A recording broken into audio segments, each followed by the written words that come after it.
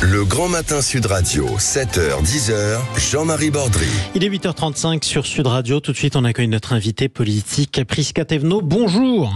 Bonjour à tous. Et bienvenue sur Sud Radio, porte-parole du gouvernement, ministre délégué en charge du renouveau démocratique. Vous êtes par ailleurs député Ensemble des Hauts-de-Seine, à peine réélu il y a quelques semaines au second tour des élections législatives. Quelle image, une seule image, vous garderez de ces Jeux Olympiques ?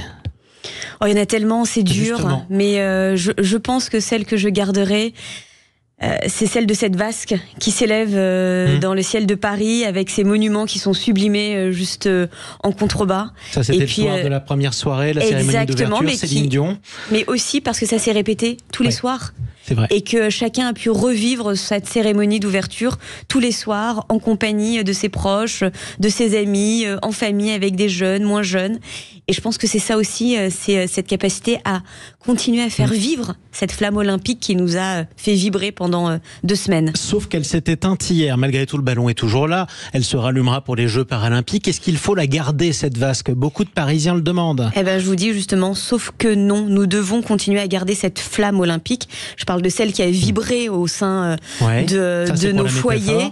Mais oui, mais je pense que c'est important. Je pense que c'est important. Ensuite, ce qui adviendra de la vraie vasque dont je parlais juste avant, ça ne m'appartient pas. Mais effectivement, si on peut garder aussi, que vous êtes. Mais si on peut la garder aussi d'une façon ou d'une autre, je trouve que c'est bien, c'est heureux. Il doit y avoir un héritage. Et d'ailleurs, c'était un des points importants du président de la République, c'est que nous puissions vivre ces Jeux olympiques et paralympiques qui arrivent dans 2 semaines, mais qu'il y ait aussi un héritage.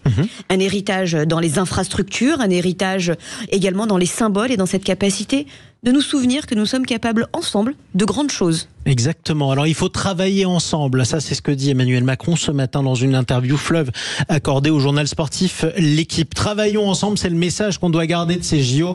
Sous-entendu, on est capable de tout quand on est tous ensemble. Travaillons ensemble, c'est un peu un clin d'œil aussi à l'Assemblée nationale. Est-ce qu'il pousse pas un tout petit peu loin la récupération politique là-dessus ? Regardons factuellement les choses. Je pense qu'il n'y a pas de récupération à avoir, mais simplement regarder les faits tels qu'ils sont.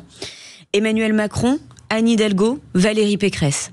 3 personnalités politiques qui, il y a à peine 2 ans de cela, se présentaient à une élection, l'élection la plus importante en France, l'élection présidentielle, les uns contre les autres. Force est de constater que ils se sont mis ensemble, main dans la main, pour œuvrer avec d'autres, bien évidemment, avec le COJO, avec de nombreux élus locaux, avec des bénévoles, etc., pour faire que ce moment que nous venons de vivre puisse exister. Ça, donc c'est possible. De la meilleure des manières. À chaque fois, souvenez-vous de Valérie Pécresse, il y a quelques semaines, qui disait « Je veux bien donner de l'argent, mais pas pour me faire taper sur la gueule », je cite. Oui, elle parlait de ça sur un échange avec Anne Hidalgo. Vous imaginez ce que ça donnerait au Conseil des ministres ? Regardez, on est déjà au lendemain de la cérémonie de clôture des Olympiques, les Paralympiques arrivent. S'il vous plaît, essayons de ne pas retomber tout de suite dans nos travers polémiques, et c'est pas ce que vous faites, mais je pense que tout en débattant très fort, de façon très âpre sur le fond, nous devons pouvoir garder cette flamme olympique qui nous explique qu'ensemble nous sommes capables de tout. Nous sommes capables de relever des défis immenses parce que quoi ? Parce que nous sommes français. Oui, sauf que conduit par qui précisément ? Parce que les Français ont placé l'extrême droite en tête au premier tour et la gauche en tête au second tour. Concrètement, vous n'êtes ni l'extrême droite ni la gauche. Pourquoi ce serait vous ? Je pense qu'il faut se rappeler qu'il y a pas de gagnant à cette élection législative. Il y a 3 blocs qui se sont mis en place. Maintenant, le temps effectivement de trouver une personnalité capable de faire coalition et de faire en sorte que les chambres, aussi bien à l'Assemblée nationale et le Sénat, qui est un peu moins diversifié, puissent continuer à travailler simplement pour défendre des idées et pas simplement pour flatter des égos. Je pense que nous sommes capables ensemble, en français, de trouver cette personnalité. Sauf que quand vous parlez par exemple de Valérie Pécresse et Hidalgo, sous-entendu une majorité pourrait aller de l'une à l'autre en passant par votre camp, ça exclut de fait le Rassemblement national, arriver loin devant les autres au premier tour, et ça exclut de fait aussi la France insoumise qui a réalisé des scores impressionnants au premier tour également. Je vais le dire de façon très claire, sur le Rassemblement national, effectivement on s'attendait à avoir, n'oublions pas, Jordan Bardella à Matignon. Ceux qui ont décidé que Jordan Bardella ne pouvait pas aller à Matignon, ce sont les Français, puisqu'ils n'ont pas eu la majorité absolue. C'est pas pour autant qu'ils ont décidé que Xavier Bertrand deviendrait Premier ministre. Non, mais c'est pas pour autant. Mais je réponds à votre question dans l'ordre. Ensuite, vous me parlez de la France insoumise. La France insoumise, et je le dis en tant que parlementaire depuis 2022, ils nous ont répété en long, en large et en travers pendant 2 ans que nous étions la minorité présidentielle alors que nous avions 250 sièges à l'Assemblée nationale. Est-ce qu'ils en ont 250 ? 150 ? Est-ce qu'ils en ont 200 ? Non. Donc je pense qu'il faut être en capacité aussi de regarder les choses telles qu'elles sont. C'est qu'aujourd'hui, il n'y a pas eu de gagnant et que nous devons pouvoir faire une coalition avec les forces républicaines qui vont effectivement de la social-démocratie au LR canal donc, historique. Pas avec la France insoumise, quoi qu'il arrive. Mais la France insoumise, c'est pas simplement additionner des noms et des sièges pour faire une majorité. Et pourtant, vos candidats se sont retirés pour faire élire des députés insoumis. Nos candidats se sont retirés et certains ne sont pas présentés dès le premier tour pour ne pas que le Rassemblement national arrive au pouvoir en France. Et ensuite, c'est les Français. Et ensuite, ce sont les Français qui ont mis en œuvre leur vote pour faire barrage au Rassemblement national. Ensuite, sur la France insoumise, vous me posez la question. Enfin, je veux bien, mais qu'est-ce qui nous rapproche aujourd'hui de la France insoumise ? Qu'est-ce qui nous rapproche ? Le rapport à la laïcité ? Non. Le rapport aux forces de l'ordre ? Non. Le rapport à la justice ? Non. Le rapport au fonctionnement démocratique au sein d'un même mouvement politique ? Non plus. Dans ce cas-là, pourquoi vous les avez fait élire ? On les a pas fait élire. Pourquoi vous les avez fait réélire ? Si les Français... Mais j'arrête pas. Écoutez, combien de députés insoumis, Prisca Thévenot, combien de députés insoumis ont été réélus grâce au retrait des candidats de la majorité ? Nous avions été très simples, ni RN, ni LFI. Et là, et vous êtes en train de faire un raccourci qui franchement est pas terrible. C'est que au sein de la gauche, il n'y a pas que le LFI. Bien sûr. Il y a aussi la social-démocratie qui est encore là. C'est vrai qu'elle se cherche un peu et je suis sûre qu'elle va réussir à se trouver parce qu'il y a quand même beaucoup de choses sur lesquelles nous devons être capables de travailler ensemble. Et je pense qu'aujourd'hui, il ne faut pas réduire le débat politique entre une querelle stérile entre d'un côté l'extrême droite et de l'autre l'extrême gauche. Eh ben, au milieu, il y a un bloc central qui est divers, qui a des nuances et qui a un socle commun, qui sont les valeurs de la République. Et ce socle commun qui est au centre, eh ben, on doit pouvoir aussi le faire exister dans le débat politique et médiatique. Alors justement, parlons du bilan de ces Jeux Olympiques. Ceux qui n'ont pas cru aux JO se sont trompés. Ça, c'est Emmanuel Macron aujourd'hui. Et il a raison. On peut regarder vers la social-démocratie, comme vous le dites. Anne Hidalgo, il y a quelques jours, qui parlait des pisse froids, je la cite encore, ceux qui étaient contre les JO et qui râlaient tout le temps, par exemple. Qui sont ces gens qui ne croyaient pas aux JO pour vous ? Il y avait différents... type de discours qu'on a pu entendre. Il y avait le boycott JO à un moment, le hashtag qui était apparu. Ouais. Il y avait des personnes qui pensaient que... Je vais même pas rentrer là. Il y en avait de toutes sortes qui pensaient que c'était pas possible, que c'était trop compliqué, que c'était trop extraordinaire ce qu'on prévoyait. Et puis force est de constater, c'est que nous y sommes arrivés ensemble. Et c'est ça que je veux rajouter aujourd'hui. Je vais pas commencer à vous dire qu'on doit continuer à garder la flamme olympique pour venir maintenant à votre micro pointer les uns du bout du doigt. Ce que je dois dire, c'est que nous y sommes arrivés et nous devons pouvoir continuer à le faire. Et ça ne veut pas dire oublier les défis et les préoccupations qui sont celles de nombreux Français. Nous devons pouvoir le faire, même si nous avons effectivement vibré à l'unisson pendant 15 jours. Et n'oublions pas que nous allons continuer à le faire, puisque les Paralympiques arrivent dans 2 semaines. C'est bien noté, effectivement, ils arrivent dans 2 semaines, et il n'est pas question de les oublier. Malgré tout, la France cherche un gouvernement. Vous êtes, je le disais, porte-parole du gouvernement Prisca Thévenot, et ministre en charge du renouveau démocratique. Est-ce que dans le titre, il n'y a pas un petit paradoxe malgré tout, à être la ministre du renouveau démocratique, dans un gouvernement qui, malgré tout, s'éternise ? Ça commence à faire longtemps que le gouvernement est démissionnaire. Écoutez, il faut être très simple aussi, c'est que le président de la République s'est exprimé devant les Français à la veille des Jeux Olympiques et Paralympiques, justement, pour expliquer cette feuille de route, expliquer que, étant donné la situation et le contexte politique dans lequel nous sommes aujourd'hui en France, nous devons pouvoir mettre en place une coalition. Une coalition ne se fait pas en quelques jours. De nombreuses autres démocraties le font et ça prend un peu de temps. Je pense qu'on doit aussi pouvoir accepter que le temps politique n'est pas le temps médiatique qui est celui de l'urgence. Commenter pour commenter. Et je dis pas ça méchamment, je dis ça factuellement pour avoir été aussi bien porte-parole du gouvernement, porte-parole à l'Assemblée nationale et porte-parole d'un mouvement politique. Je pense que nous avons besoin de ce temps et ce temps, nous le prenons tous ensemble, pas simplement pour nous et surtout pas pour nous, mais pour être en capacité de faire fonctionner nos institutions, au premier rang desquelles le Parlement. À partir du moment où aucune majorité se dessine, tout le monde peut prétendre à la construire, la coalition. Qu'est-ce que vous dites à Lucie Castet, par exemple, qui a été désignée par la coalition du Nouveau Front Populaire comme prétendante à Matignon et qui continue à faire campagne en rappelant à Emmanuel Macron qu'il est censé l'appeler à Matignon? Je lui rappelle simplement le fonctionnement des institutions de notre pays. Ce n'est pas Jean-Luc Mélenchon qui désigne le candidat à Matignon, c'est le président de la République. Il n'a pas désigné seul, pour le coup, les socialistes, vos alliés sociodémocrates, ceux que vous vouliez voir alliés, l'ont désigné aussi. Oui, mais visiblement, pas tous sont d'accord. J'entendais il n'y a pas si longtemps que ça Anne Hidalgo qui expliquait que c'était pas forcément la meilleure candidate. Alors c'est pas exactement dans ces termes qu'elle l'a dit, mais elle a pu s'exprimer de façon très respectueuse sur cette candidature. Je pense qu'aujourd'hui, c'est pas simplement d'avoir une personne qui est capable effectivement d'aller faire des visites officielles improvisées en tant que potentielle première ministre. Je pense qu'il s'agit aujourd'hui de savoir comment on gère un pays, comment on le fait au regard de son expérience politique. Mais elle semble dire savoir le faire. Elle semble savoir le faire, c'est ce qu'elle dit. Au regard de son expérience à la mairie de Paris. Oui, mais enfin, qu'est-ce qu'on vous aurait dit avant que vous entriez vous-même, Prisca Thévenot, au gouvernement? Il faut bien la construire à un moment ou à un autre. Mais moi, déjà, je candidate pas pour être première ministre. Pardon, je reste à ma place. Et ensuite, je le redis encore une fois, au moment où effectivement nos démocraties sont extrêmement fragilisées par un certain nombre de sujets, il faut plus que jamais en France se rappeler du fonctionnement de nos institutions et s'y coller.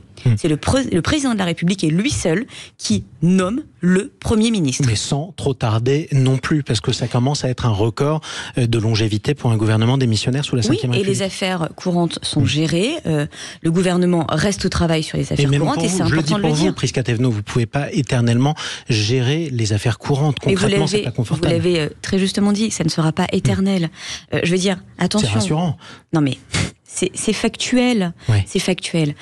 Qu'est-ce que vous voulez? Vous voulez rapidement nommer quelqu'un et finalement se rendre compte que le gouvernement qui l'aura nommé ou la personne qui sera désignée ne tiendra pas, n'arrivera pas à faire de coalition, et vous direz, vous, dans la même façon, la semaine d'après, en fait... On n'aurait pas pu attendre un peu plus? On n'aurait pas pu prendre le temps de le faire? On pourra se permettre de vous le dire, Prisca Thévenot, dans la mesure où, à l'heure où vous parlez aujourd'hui, et vous le savez vous-même, il n'y a pas de majorité qui se dessine à ce stade. Ça n'existe pas. À ce stade. Oui, à ce stade. Les mots ont leur importance. Exactement. À ce stade. Faisons confiance en notre capacité collective à faire ensemble. Oui. Souvenons-nous de ce qui s'est passé pendant 15 jours, juste avant. On est capable de faire de grandes choses ensemble. Laissons-nous le temps de préparer cela et de mettre cela en œuvre. Alors, parlons aussi de ce qui s'est passé pendant 15 jours, avec certaines polémiques qui ont été lancées. La France, ça n'a échappé à personne, était le seul pays à interdire à ses athlètes, aux athlètes de sa délégation, à porter le voile.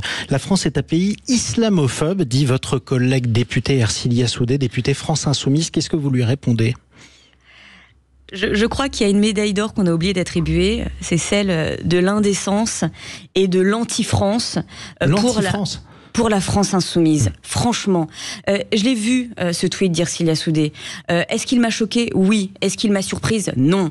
C'est éternellement les mêmes rengaines, éternellement. Je me suis même demandé si elle le faisait pas exprès pour, d'un seul coup, qu'on reparle d'eux, qu'on reparle de la France Insoumise et qu'on leur reparle de leur indécence et de la violence de leurs propos vis-à-vis de la France. La France est un pays laïque et je pense qu'il est important de le respecter. Cela étant dit, ces termes. Aussi, c'est un pays qui est apparu isolé. Tiens, par exemple, hier, on voyait... Vous avez vraiment eu l'impression que pendant les 15 derniers jours, la France a paru isolée? Mais pardon, mais on parle du port du voile pour les athlètes. Effectivement, la laïcité est importante, ne mélangeons pas tout. J'ai pas dit que c'était pas important, je parle de l'isolement. Je dis qu'on est les seuls à le faire. Est-ce que vous pensez qu'on arrivera à convaincre d'autres pays de faire la même chose? Mais attendez, déjà, avant de convaincre les autres pays, déjà, respectons notre pays. Mais ça a été fait. Nous sommes, donc ce n'est pas une polémique que de dire que la France est laïque. Et que, en ce terme, nous devons respecter la laïcité, et d'autant plus celles et ceux qui sont en train de siéger à l'Assemblée nationale. Ils sont les garants aussi des valeurs et des repères que nous avons. Vous parlez des députés, par exemple, mais vous venez de rappeler que Ercilia Soudé, bien sûr, mais vous venez de dire qu'Ercilia Soudé faisait partie de l'anti-France lorsqu'elle disait ça. C'est un terme fort. Non, elle ne fait pas partie de l'anti-France, elle fait partie de ses discours anti-France. Et pardon, si elle fait, la France Insoumise a un discours anti-France en permanence, surtout sur les forces de l'ordre, sur la justice, sur le rapport aux médias, sur la laïcité maintenant, surtout en permanence. Et je pense qu'il l'assume complètement, puisque Jean-Luc Mélenchon a lui-même théorisé le principe de tout conflictualiser. Il conflictualise tout au point finalement de se mettre en marge de ce qu'est notre République, lui-même qui a pourtant été plus de 30 ans cumulé représentant d'une façon ou d'une autre de la France, notamment, avec sénateurs, élus locaux, conseillers régionaux, eurodéputés, députés à l'Assemblée nationale, et aujourd'hui il nous explique que non, la France ça ne fonctionne pas et il faudrait aller ailleurs. C'est assez étonnant. Depuis le début de cette interview, on a beaucoup parlé de la France insoumise. On n'a pas du tout parlé du Rassemblement national. On peut en parler. Qui s'est fait étonnamment discret d'ailleurs pendant ces 2 semaines. Est-ce qu'au moins vous vous en félicitez ou pas de cette discrétion? Je constate. Je constate. J'ai pas à venir me féliciter ou pas de la discrétion d'un groupe politique qui, mais sait très vite faire aussi de la politique du silence. Ils l'ont fait aussi dans leur première période à l'Assemblée nationale de 2022 à pas si récemment que ça, 2024, où ils ne parlaient pas. Ils ne disaient rien, ils portaient beau, ils mettaient de belles cravates, ils faisaient de beaux sourires, mais surtout ils ne parlaient pas. Et puis dès l'instant ils se sont mis à parler, en campagne, c'est-à-dire pendant les européennes et pendant les législatives, on a vu la catastrophe républicaine que ça pouvait être. Ils nous ont expliqué que les binationaux n'avaient finalement pas les mêmes droits que les autres en France. Ils nous ont expliqué aussi pendant les européennes que siéger, c'était finalement pas si important que ça et que travailler, le goût de l'effort, c'était pas forcément quelque chose qu'il fallait qu'on mette en avant, avec Jordan Bardella en premier lieu. Donc on comprend aujourd'hui qu'effectivement ils savent très bien faire une chose, c'est-à-dire la politique du silence pour faire oublier ce qu'ils ont à dire. On a bien compris en tout cas que vous ne voulez ni le Rassemblement national ni la France insoumise dans une nouvelle majorité, si jamais elle est faisable. Si un gouvernement est nommé dans les prochains jours, quelle doit être sa priorité, sans tenir compte de sa couleur politique? Travailler pour les Français. Non, ça d'accord, ça c'est le principe, mais quelle doit être la priorité concrète? Est-ce que ce sont les comptes publics? Est-ce que c'est une nouvelle réforme des retraites alors qu'il y a un nouveau trou dans les caisses de retraite? Je pense que vous avez un peu tout dit, c'est-à-dire qu'il y a des priorités d'agenda aussi.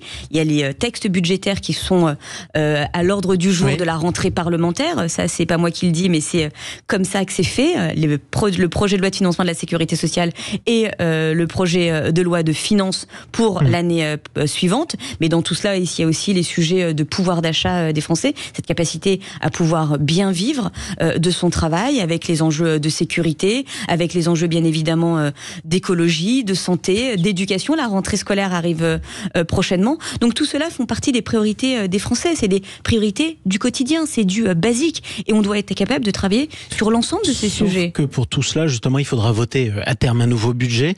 Concrètement, c'était l'impossibilité de faire passer le budget sous la précédente législature qui a notamment conduit à la dissolution. Est-ce qu'on peut se retrouver sans nouveau budget pendant un an ? Est-ce que c'est un scénario possible ? La dissolution n'a pas été mise en œuvre suite à un budget. Non, la dissolution a été mise en œuvre par le président de la République et il avait raison suite au vote des Français aux européennes où un Français sur deux. C'est la version officielle. Il y avait aussi le fait que l'Assemblée nationale n'aurait pas voté le budget puisque les Républicains ne voulaient pas la voter. Non. Je pense qu'il ne faut pas refaire l'histoire. Il est important. Non, mais je pense qu'il est important de se rappeler dans quel contexte s'est inscrit la dissolution. Un Français sur deux aux élections européennes a voté pour un des extrêmes. Et ça, il faut l'entendre. Sinon, pendant des semaines, et peut-être même aujourd'hui, vous auriez été parmi les premiers à me dire un Français sur deux a voté pour les extrêmes et vous n'avez rien fait.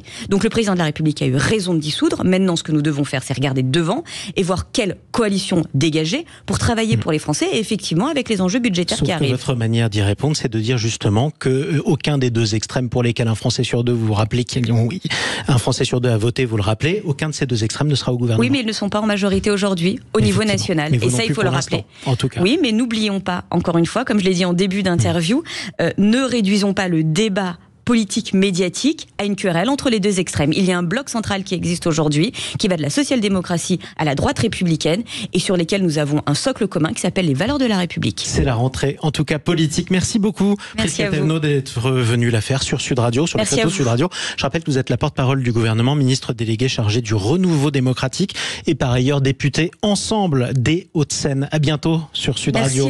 Il est 8h53, presque 54 d'ailleurs. On va se retrouver dans quelques instants. Bon, après la politique, on va voyager un petit peu. Vous pouvez rester d'ailleurs, Prisca Thévenot, si vous voulez voyager. On vous présente avec Xavier Louis les plus beaux des Tours de France. Vous allez voir, ça vaut le coup. Sud Radio. Sud Radio. Parlons vrai. Parlons vrai. Sud Radio. Parlons vrai.